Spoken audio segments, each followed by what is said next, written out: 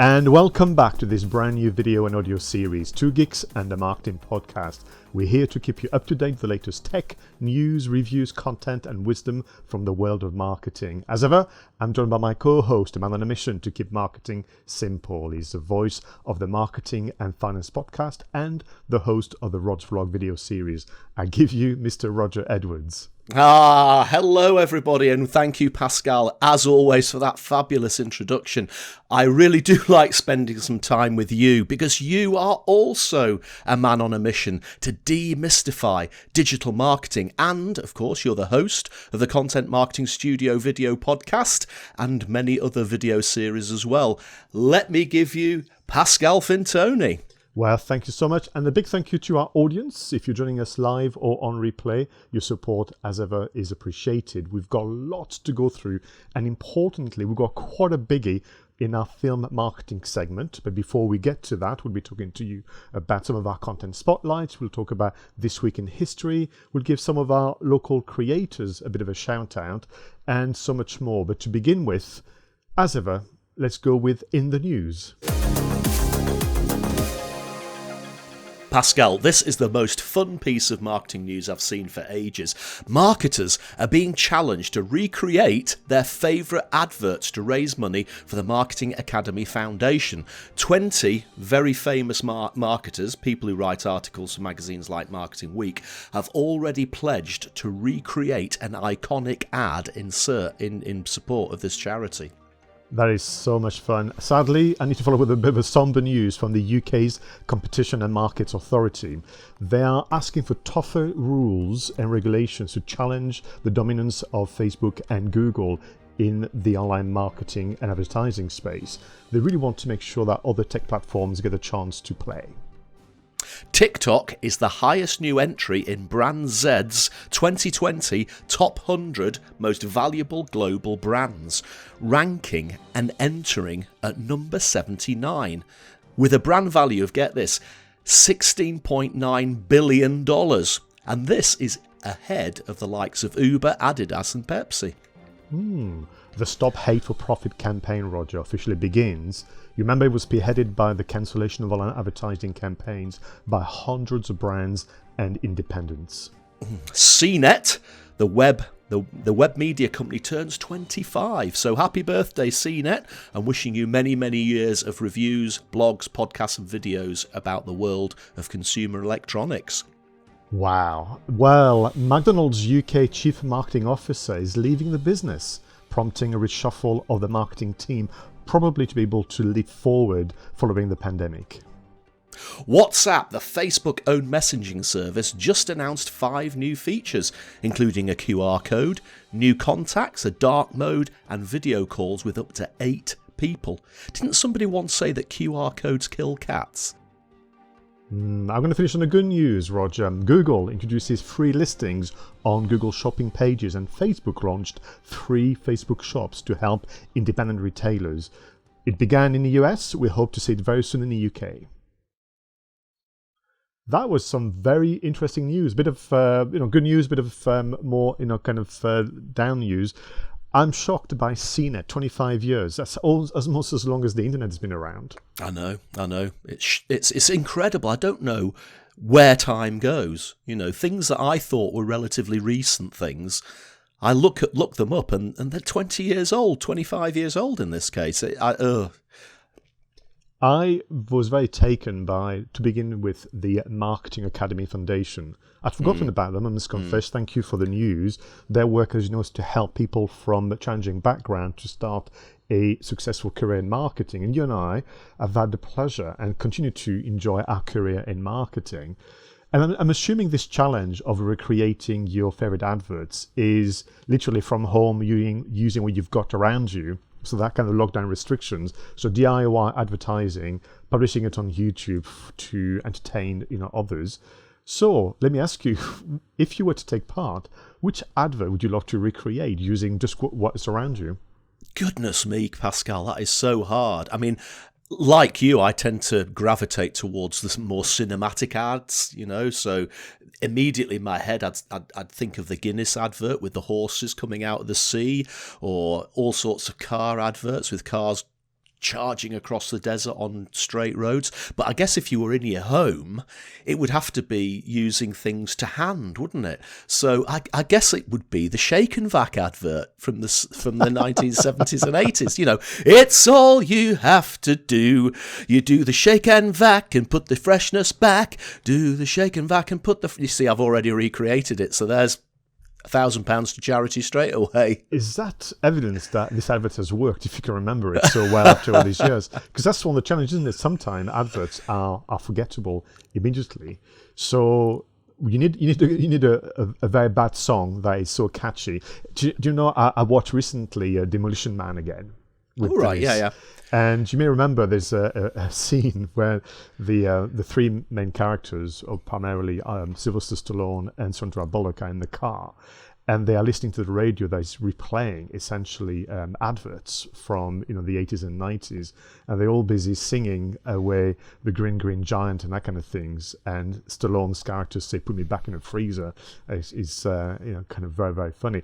I was thinking about this one. For me, using what's around the house, I might actually try recreating, that advert. It was a car manufacturer that had created this almost like a domino-style effects of different parts of the car moving, yes, knocking each other, and then eventually revealing the car because of the panning of the camera.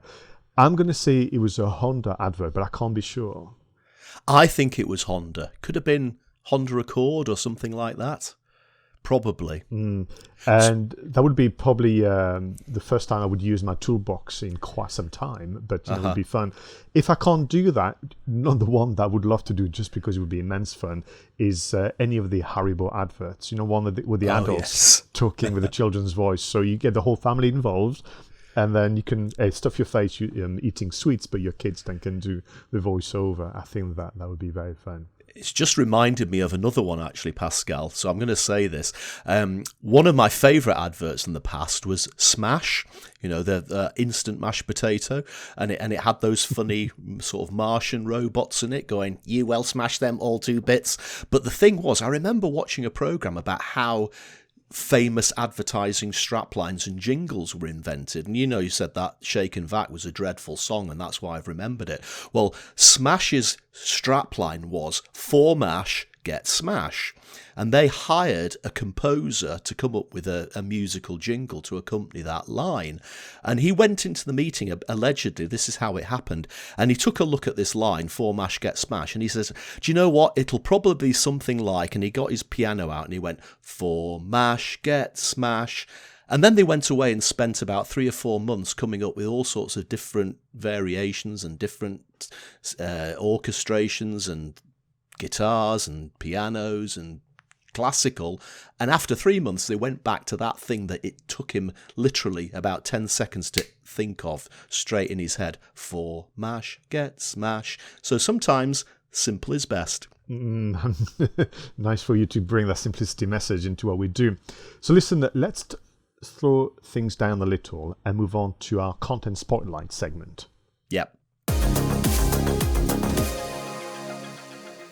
So Roger, for our content spotlights, what have you found this week? Well, Pascal, I'm going to have to preface this by apologising because I'm actually going to introduce for what a lot of people think is actually quite a dry topic. And it's actually a topic which drove a lot of people absolutely insane a couple of years ago. I'm going to talk about GDPR. GDPR. Now, this is an article about the lessons that we've learnt from GDPR over the last 2 years. Now, of course, GDPR was introduced in May 2018. It was a fairly sizable tightening of data privacy laws. And I can remember at the time, and I'm sure you do as well, Pascal, it almost became a cottage industry, didn't it?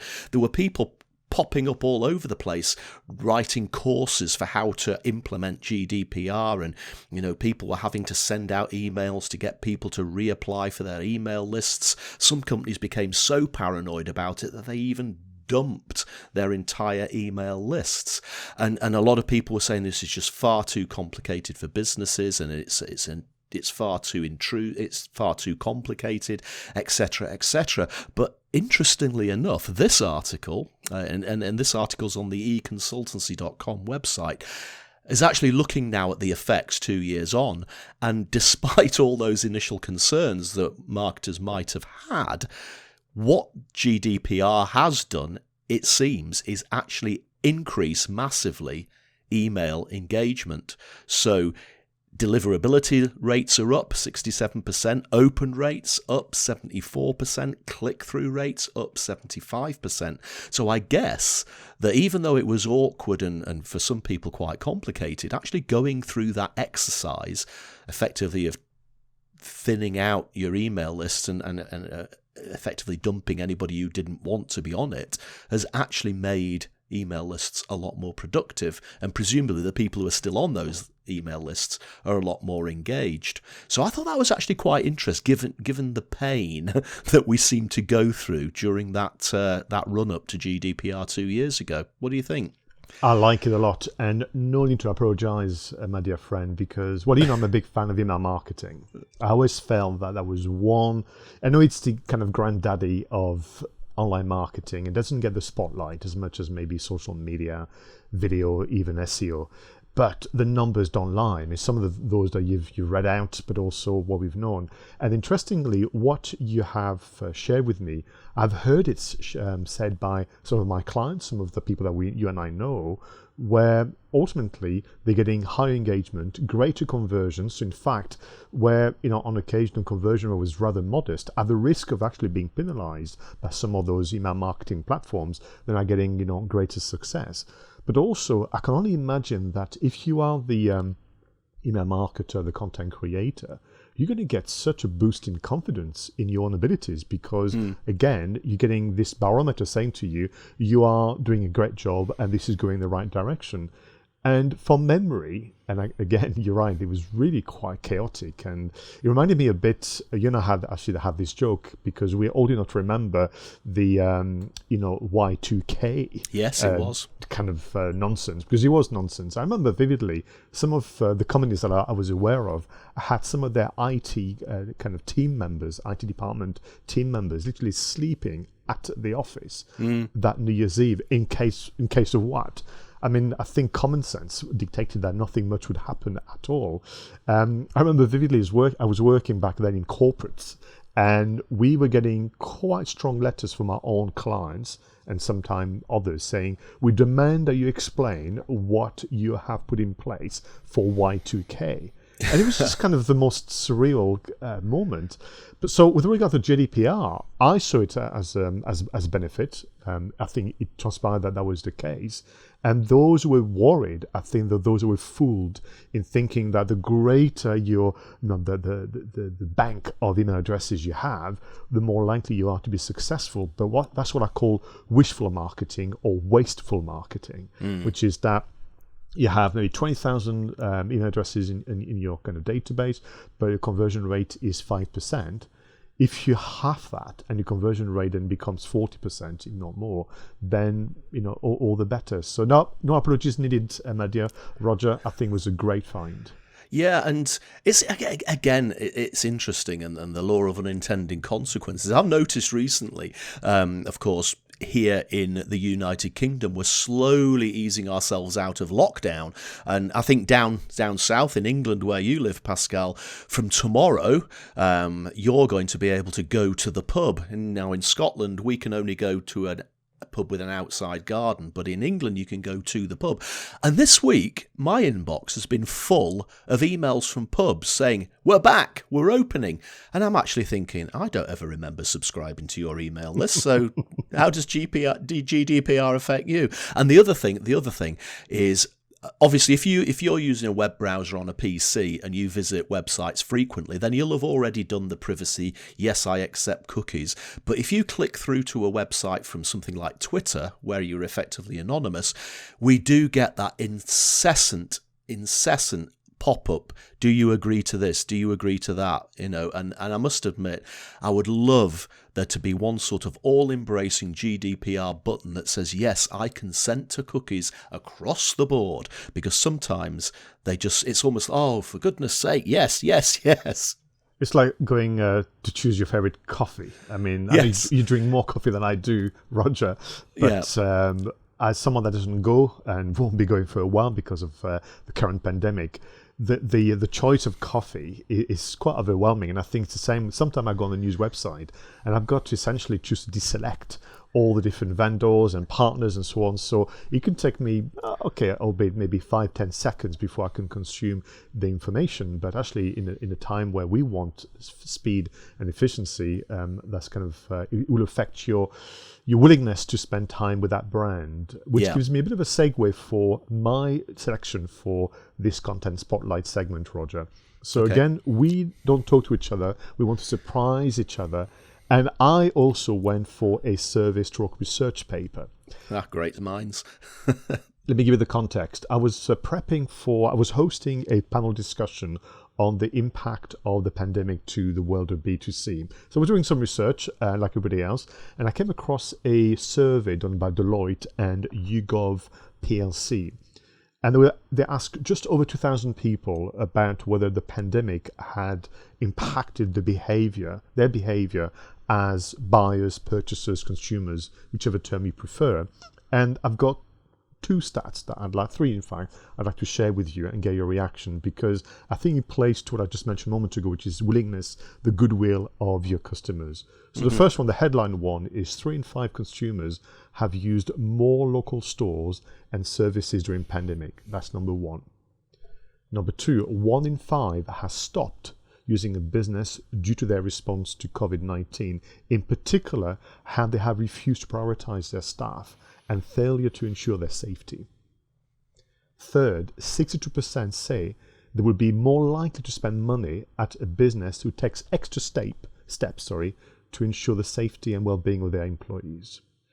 And those last two, to me, plays to the work that I do with my customer, which is around reputation management, whereby you use the internet to present yourself fully and show different qualities, of course, you have as a business and as a brand. But I would argue with you, Roger, that this concern that a customer might have about the very employees of a business, be it small or large brand, is newer. It was very much there, I would argue. But I certainly take the view that if I now hear or walk somewhere and I can detect that employees are not being kept safe by their employers, that will have an impact on my willingness to be their customer and trade with them. What say you? Yeah, do you know, this is a massive topic, isn't it? And in the early days of lockdown, there was quite a few fairly sizable, well-known UK brands, probably global brands, that just didn't seem to be doing the right thing by their customers and by their employees, as you've said, and there was quite a backlash against these brands in the media, and all sorts of people saying, when everything goes back to normal, people should remember this, and people should make sure that these brands, don't get away with it. And then of course, as the lockdown's gone on, we've seen some, in my opinion, quite horrendous behaviour from some companies, making their almost like sacking their employees and then making them reapply for the same jobs but on different contracts with more punitive terms and lower salaries, and you just think that this just isn't right. You just do not treat people like that, and I'm absolutely with you. I think that you've got to take notice of these things. Companies should look after their employees. And I guess across the entire experience we've had with COVID, there are all sorts of things that I would like the world to learn from. There's also the environmental impact as well, less travel, less flying, less cars on the road. So the environmental impact has been great for the atmosphere and global warming, I guess. But how long do these memories last in people's heads? And as I just said before, the pubs are opening tomorrow, and one of those brands that was mentioned earlier on that didn't particularly treat its employees very well, a lot of people would say, I'm never going to have a drink in that pub again. But I suspect that when the pubs open tomorrow, Pascal, there'll be quite a lot of people who maybe even said that will be going to those pubs. So I absolutely agree with you, and I think that we should support brands that look after their employees and maybe think twice about those that don't. But in the grim reality of the new normal, is that what's going to be the majority response? I'm not sure. This survey suggests that it is, but how long will that actually last as things get back to normal and people's quite short memories fade away?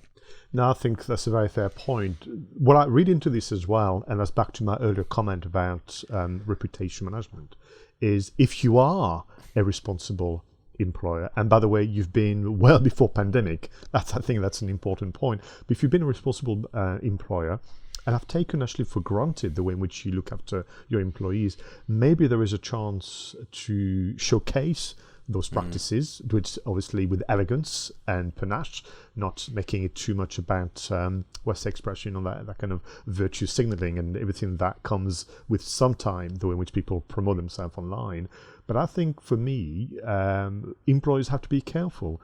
There are platforms like Glassdoor.co.uk and many others where someone could, and all they can do is go on social and say, this is the way I'm being treated. I was very concerned, Roger, locally, where I live in the northeast of England, where it took a very long time for some of the shopkeepers and staff working in the local stores to get the PPE. It was obviously a national debacle, including the NHS and so on.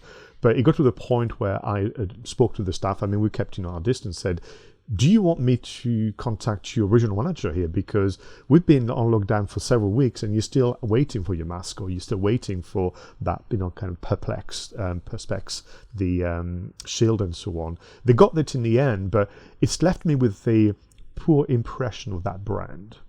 And I think maybe to your point is it would be down to personal experience. So if you've not seen or witnessed the lack of, and of course, on the opposite side, and positively, you've seen the presence of good, employee care, then maybe, yes, indeed, it would just be a headline that would be lost in the noise of print media and online media. Yeah, you're absolutely right. It is a promotional opportunity to tell the world how you treat your staff. And let's face it, most companies will promote their products and promote their customer service. But if you can promote the fact that you're also a great employer, then you're going to have a lot of people who want to buy your products, but you might even have a lot of people who might want to work for you as well. And that's got to be a good thing. Superb final point, Roger. Thank you very much. Now, let's move on to our next segment. Can't wait. Marketing, tech and apps. So, Roger, marketing, tech and apps. As you know, every week we pick 2 apps or solutions that essentially take our fancy or something that we want to explore further. What have you got for us? Okay. Now, as you know, Pascal, I've been dabbling with YouTube videos over the last 3 or 4 years. You always say this in the introduction. Thank you for that. I do something called Rog Vlog, which is basically behind the scenes of my business. So sometimes I might be showing a video of me going to a conference and speaking. Sometimes it might just be a train journey or a plane journey. And as you can expect, those Rog Vlogs have been a little thin on the ground since lockdown. But like any platform out there at the moment, there is always this bit of black magic going on in the background, which is called the algorithm. And YouTube is just like any other platform like Twitter and LinkedIn and Facebook. You've got to know what the algorithm expects. And YouTube is effectively a massive bank of videos. But in reality, YouTube is a search engine. And a lot of people, when they go looking for videos, will type in questions like, where's the best place to visit in Edinburgh? Or what's the best coffee in Newcastle, or something like that, and they will get results, and those results will be in the form of videos. So it's very, very important when you're putting a YouTube video together that you target specific keywords, and you put those keywords in your title of your video, but you also include them within the description of the video, and you also include them within the tags section of the video. Now, this can be extremely hard to actually get right, because if you come up with a keyword that millions of people are searching for, then the chances of your video rising to the top are absolutely nil. TubeBuddy is this platform that I discovered probably about 6 months ago, which helps you research those keywords, and then it ranks them in terms of the number of people searching for it and the the amount of times people are searching for it, and it gives it a score out of 100, and it allows you to effectively create titles which will make your video rise to the top of search, and it will also give you a list of tags that you can include within your video, again to make it rise to the top.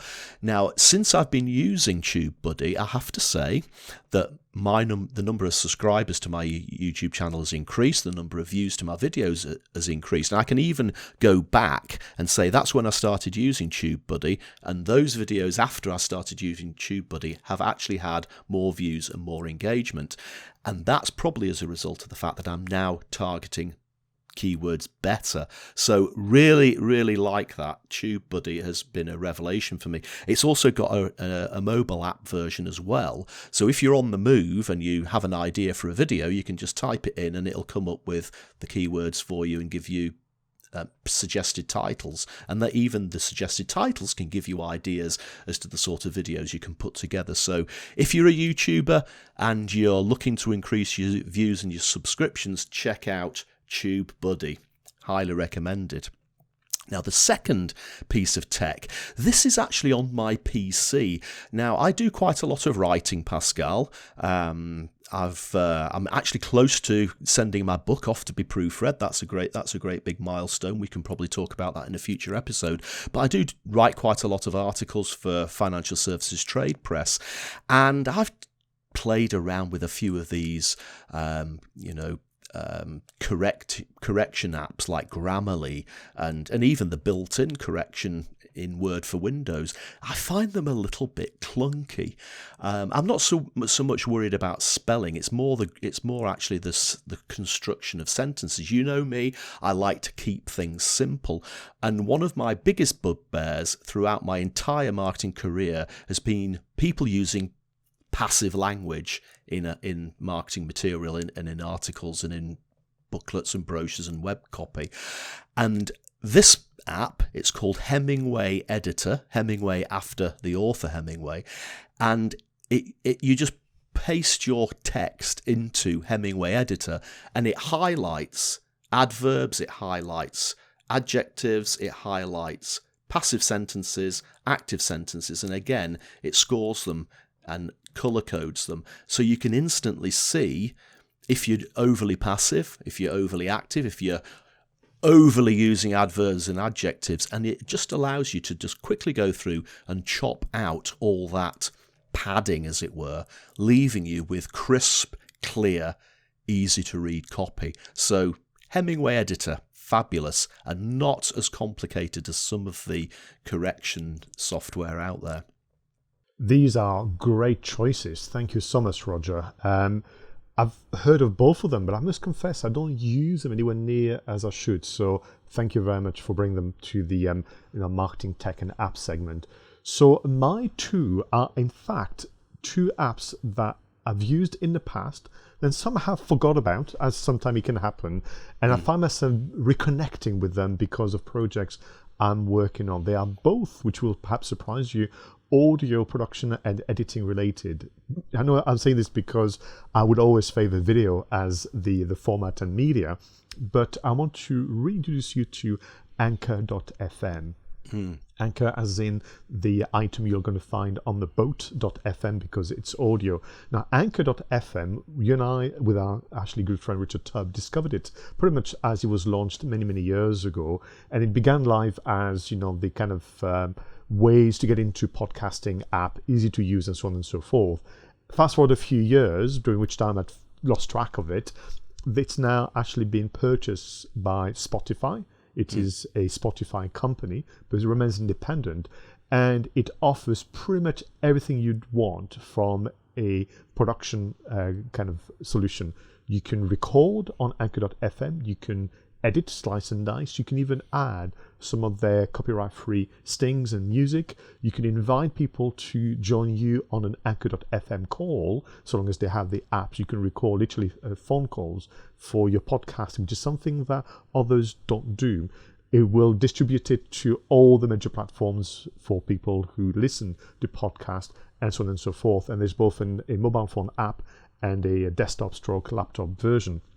Interestingly, which is unusual, I found the laptop version to be better and easier to use than the mobile app, which is unusual because usually it's the other way around. But what I like about Anchor.fm is that it began humbly to say, if you want to get started with podcasting, we are the go-to platform, and you may choose to migrate away from us once you've kind of earned your stripes. Well, I think now it is a platform that people could use for many years to come. It's not just for the beginners. It seems to have kind of carved his niche into the kind of entertainment, sports, hobby type of realm. It doesn't seem to have a great deal of contributors from the business world. They do have some, but nowhere near as other platforms. But I think also what I like about the team behind Anchor.fm, they're approachable. You can tell that on Twitter. They reply to tweets, praises and criticism. They are themselves obviously audio producers. And when I heard that they'd been purchased by Spotify, at first, Roger, I was concerned. Thinking, here we go again. A big brand comes along and spoils it for everyone. And I would say so far, so good. Quite the opposite. In fact, what I think Anchor.fm has gained is the high distribution, as Spotify is really making good inroads into the world of podcasting. So I'm going to go back because I've been working on a separate project, not work related. Actually, you know about it. It's my Confinement Stories series, where I've been interviewing people from around the world about the positive side of lockdown and confinement. I've got now 10 episodes. I'm going to pressure test Anchor.fm and I'm going to publish them as audio only and see where that takes me. So that's my first one, and I'm excited because it's one of those where I discovered it and forgot, and it's back on my radar. Still with audio, well, I'm going to mention Audacity, only because I think we should. Yes. It's the number one platform of choice for recording audio. There are many others out there. It's so powerful, and yet it is still free for users around the world. And we are using Audacity as part of the production of Two Geeks and Marketing podcast. And each time I play with it, each time I use it, I discover a new feature. I discover something that it can do, and I'm just blown away. So I know that for viewers and listeners, you will not be new to Audacity, but what I would encourage you to do is go beyond what you're doing right now. Be curious and explore other features, because you might be, well, you will be pleasantly surprised. So there you are, Roger. For me today, it's all about audio production, Anchor.fm and Audacity. Fantastic. Let's move on now very quickly to one of the segments that is immense fun for you and I, which is This Week in History.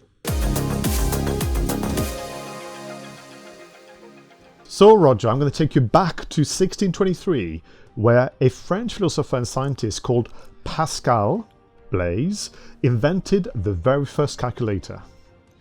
And this week in 1886, Carl Benz, who later founded Mercedes-Benz, officially unveiled the Benz patent motor wagon, the first purpose-built automobile in the world. On the 27th of June 1929, Roger, the first public demonstration of a colour TV by Bell's Laboratories takes place in New York City. Wow, 75 years ago, 28th of June 1955, the laying of the first transatlantic telephone cable began, and it took them 15 months to complete it. On the 27th of June 1972, Atari, the iconic video games company, is founded and pretty much gives birth to the industry we know today. 26th of June 1974, the product barcode is invented, and guess what? The first item to be scanned was a 10-pack of Juicy Fruit gum. This is going to take you back, Roger. 41 years ago, on the 1st of July 1979, the first Sony Walkman and its iconic headphones goes on sale in Japan. A year later, it was released in the US. And July 1985, the world falls in love with a brand new car, the DeLorean, as the movie Back to the Future is released in cinemas. Oh, Pascal, Back to the Future. Can I just tell you a story about Back to the Future? I want you to tell me a story about Back to the Future.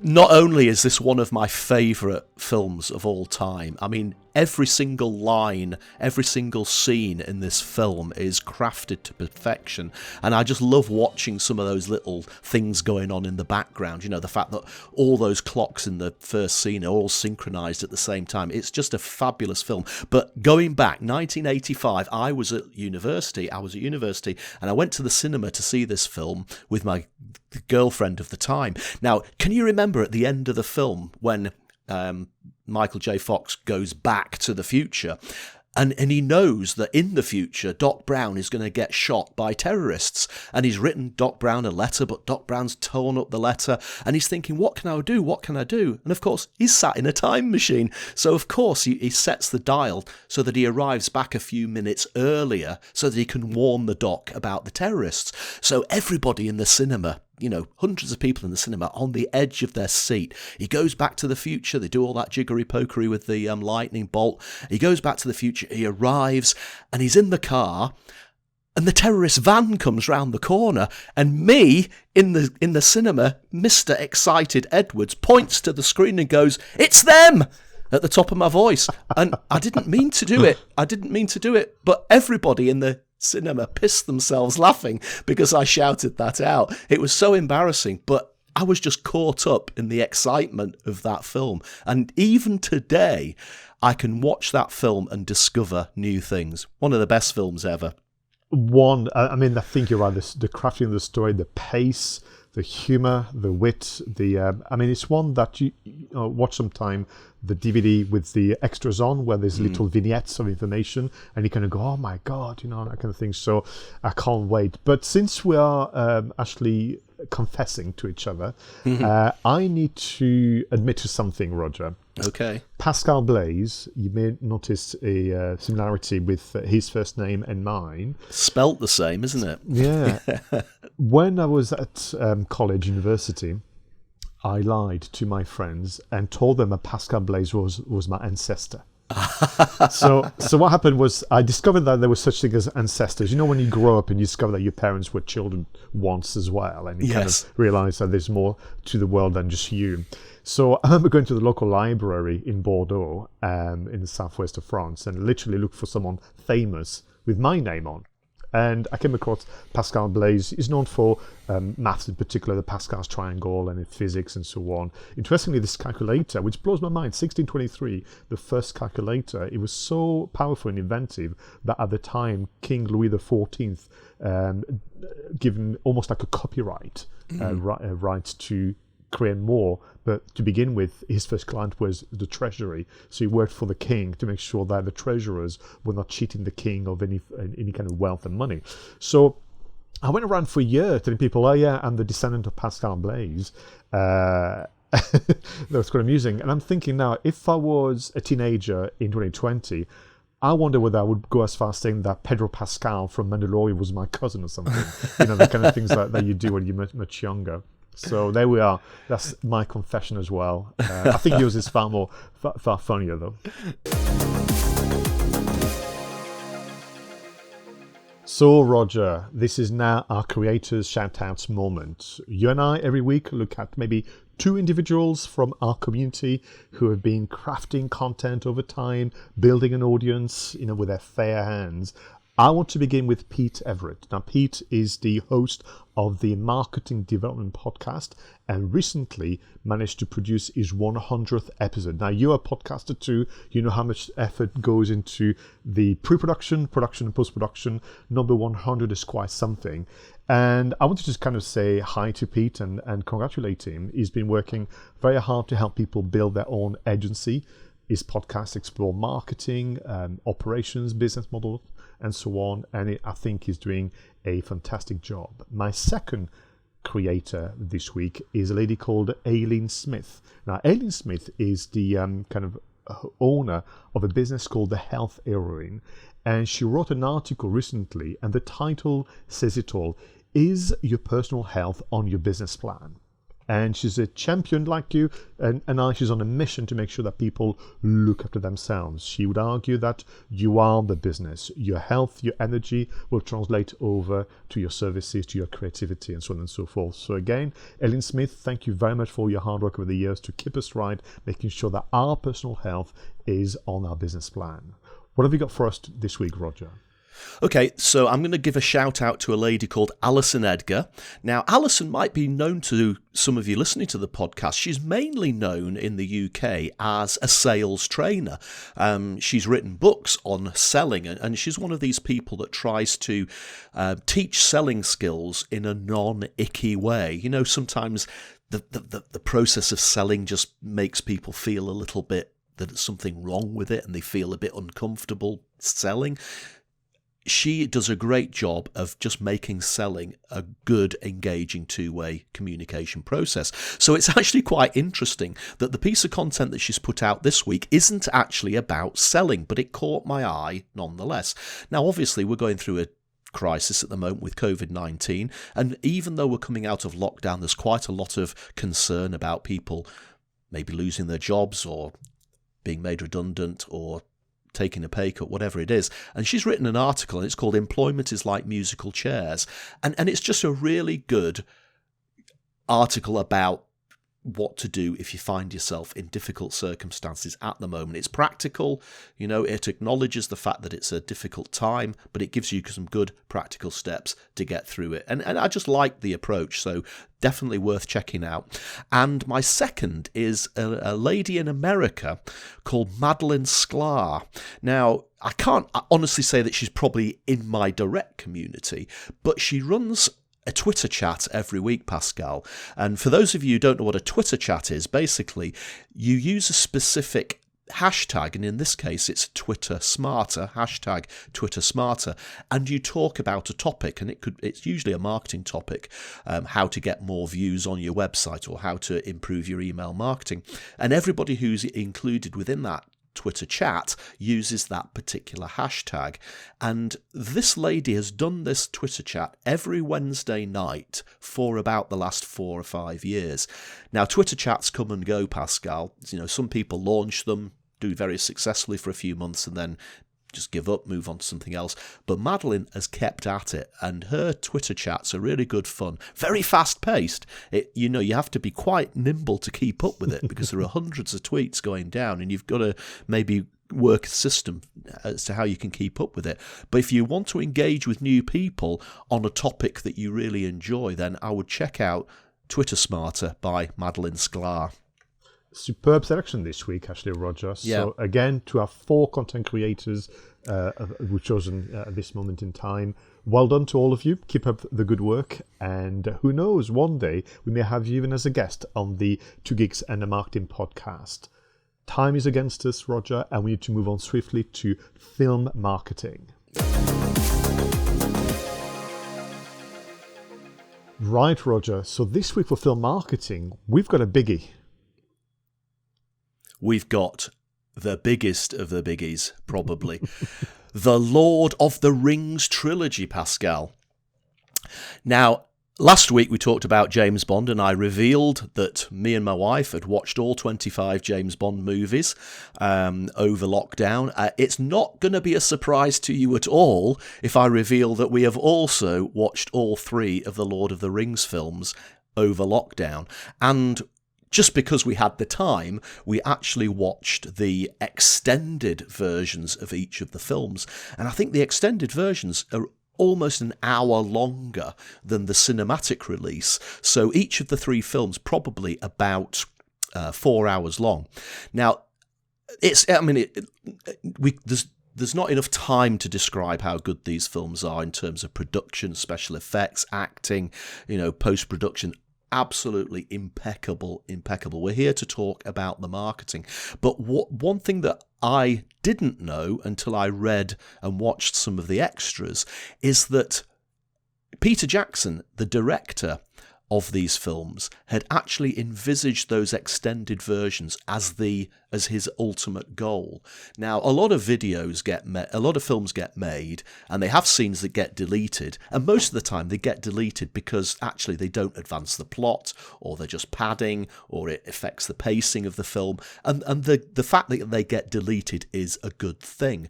But Peter Jackson didn't delete these scenes because he felt that they were lacking. He intended them to be there, but obviously a 4-hour film in a cinema is probably a little bit too much for most people. So his original intention was to create those effectively definitive works and then edit down the cinematic version. But his intention was always that the DVD Blu-ray releases should be those 4-hour epics. And I just think that the foresight and the planning that went into the intention of doing that, rather than just, let's delete that and have it as an extra on a DVD as a deleted scene, he meant the film to be made in that way. It's just incredible. It's just incredible. No, you're right. The guy is such an inspiration, and of course, working with Philippa and Fran, were the three that led on to that. I mean, Dennis and I have a routine where every Christmas holidays we watch Lord of the Rings, the trilogy, special edition. I don't think there's another version worth watching at all. And you're right. The extras are just I don't think has been ever met as a standard. And I think that comes to, you're right, to the foresight. So in the context of film marketing, as a reminder, Roger, these films were released, Fellowship of the Ring 2001, The Two Towers 2002, and Return of the King 2003. And the reason why I bring back those dates is because the internet was a very, very different place, a virtual place, than it is today. I mean, think about it. Google only appeared in 1998. The world back then was looking at Alta Vista and Yahoo for the news, and so on and so forth. So I played a bit of a game. I kind of went back into my memory bank because I was such a fan, and still am, of Lord of the Rings. I would argue that I got close to the same kind of fandom level as Star Wars. I would collect everything. I would cut newspaper snippets because it was still important. I would listen and watch what was on TV and radio and so on. But back then, Peter Jackson, again, a visionary, but also I think at heart still an independent filmmaker. And I think that has a bearing in some of what we're going to discuss in a moment. Recorded and published his own video diaries. So if you may remember vaguely, back then, 20 years ago, you could, not YouTube, because YouTube appeared in 2006, so you can watch on YouTube the replays, but through platforms like Yahoo, Dailymotion, but also it's an official website, you had video diaries of the production. Now, in 2000, or 1999 when they began obviously the work and so on, that was just unheard of. And you could argue Peter Jackson began his own version of vlogging, which is now taken as for granted. There was emptying supplements in major newspapers and magazines. I had boxes of them. Fortunately, I had to let go of them as we downsized and moved elsewhere. But I remember, even the Financial Times, even Sunday Times had massive supplements about the Lord of the Rings, weaving in the film, the books, the history, and so on and so forth. You could go on the official website, lordoftherings.net. Sadly, no longer managed as it used to, but you could download videos, audio files. You had an interactive map of Middle-earth. You could download merchandise, book, and so on and so forth. So there was just a lot going on, I would say, formally within the marketing machine. But there was also things that they did with the fans, Roger. I know, and I was one of those people who used to love buying something like the Sunday Times, and I used to sit on the floor and read the paper. And I don't know whether it was Sunday Times or which, but there was a great big map of Middle-earth that you could unfold, and it was right there on the floor. And I think my cat came and sat in the middle of it and stopped me from actually looking where Mordor was. But that we don't get that sort of thing in the digital world anymore, and that's why it's so good to talk about these things. It's nostalgia, but you're right. He worked directly with the early versions of fan sites, Tolkien fan sites and content portals, which I guess you could argue were the earliest versions of influencer marketing, weren't they? Working with Tolkien fans. Fantastic. He flew over Harry Knowles from Ain't It Cool News and other bloggers to visit the set in New Zealand. And that was a big deal in those days, flying people halfway across the world to attend the filming of a film. Study materials were on offer to schools to allow teachers. I remember when I was in primary school, The Hobbit was on our reading list, and then as we moved into secondary school, Lord of the Rings was on the reading list. Can you imagine the interaction that those kids got by having those study materials given to them by the filmmaker? Just incredible. And it's those little genius pieces of marketing that, really, really tip the balance here. And I think you'll probably confirm this, but they were actually focusing on 3 different audiences, weren't they, Pascal? Yeah, so when you read about the history of the marketing of Lord of the Rings, which is incredible that you can do that.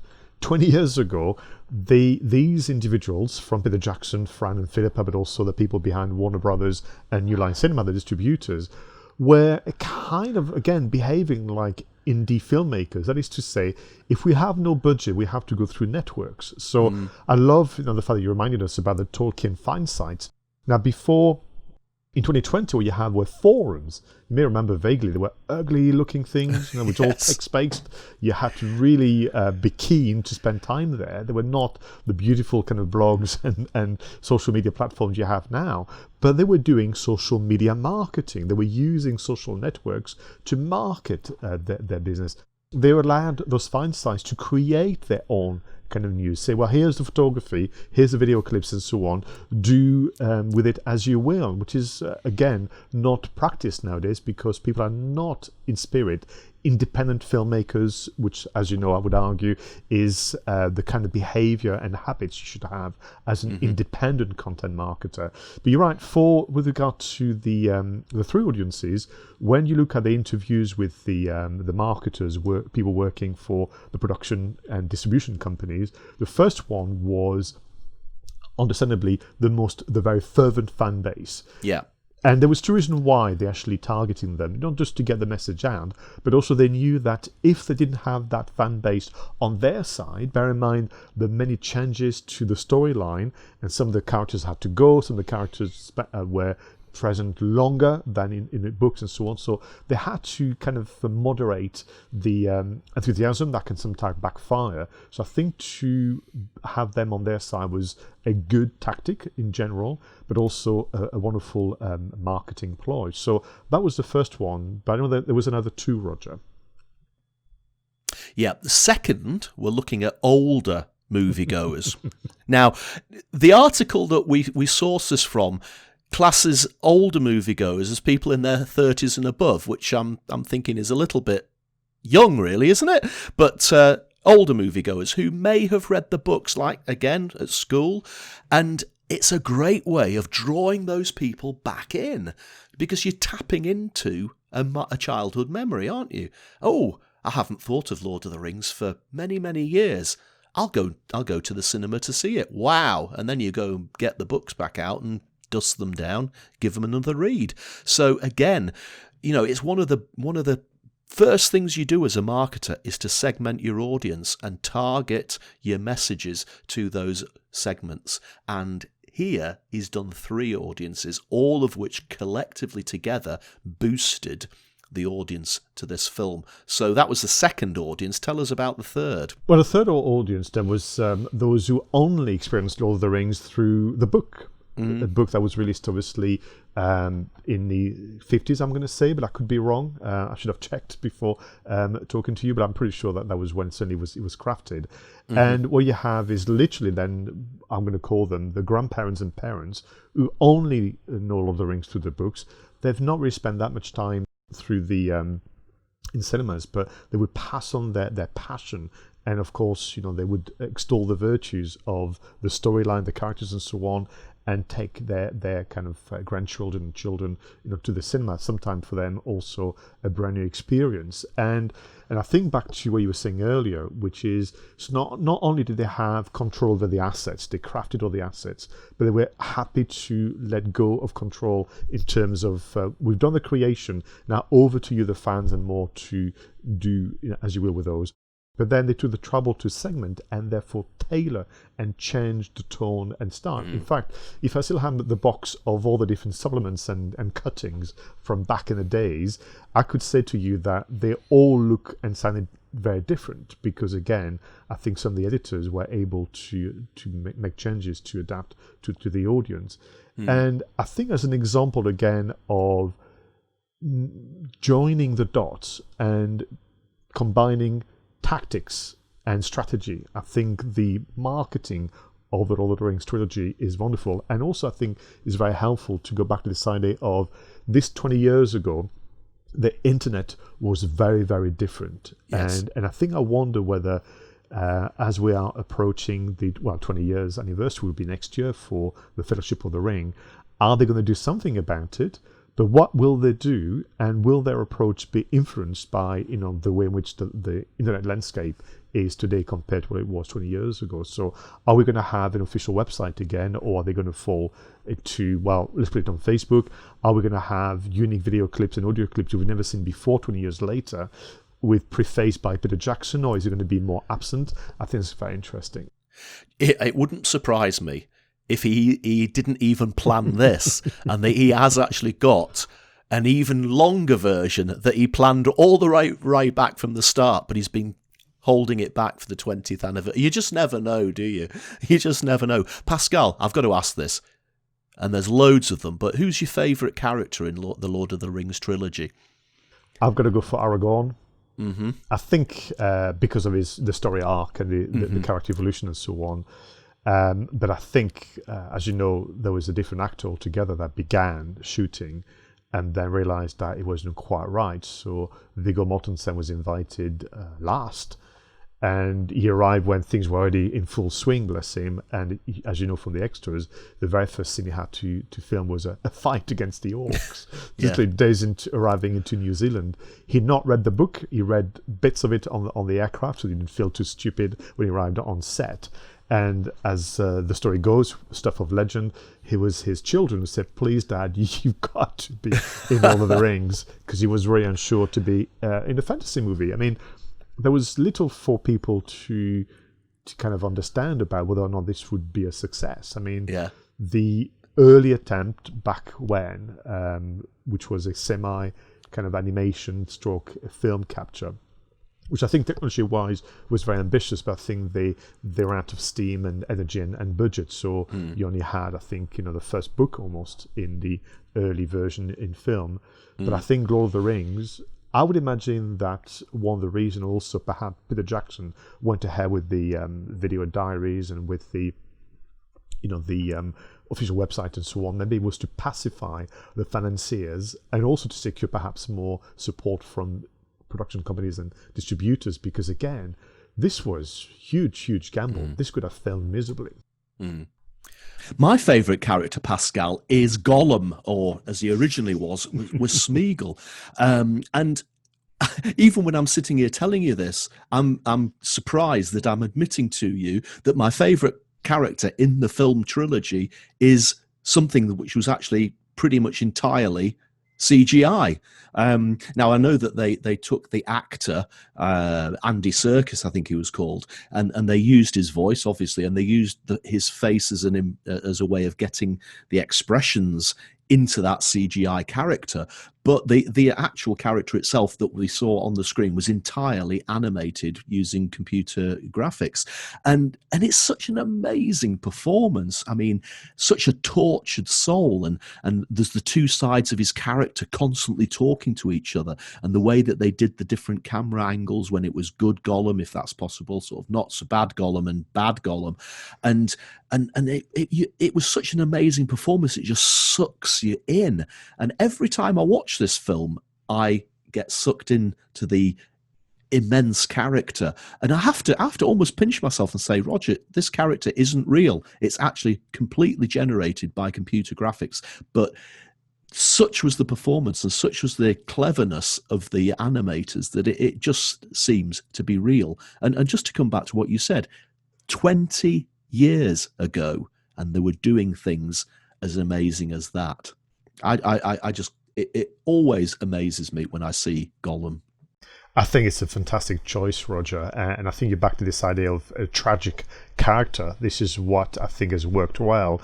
I know from the extras again that this came as a surprise to the producers and filmmakers that the audience actually really, really loved Gollum and Smeagol, to the point where actually, if I'm not mistaken, in Return of the King, the lead-in segment, which is something that we always look forward to, because if you remember, Roger, those films were released in December in the UK, so it was like the yearly event. In fact, at the end of Return of the King, I looked at Denise, and I will say I had a few tears in my eyes.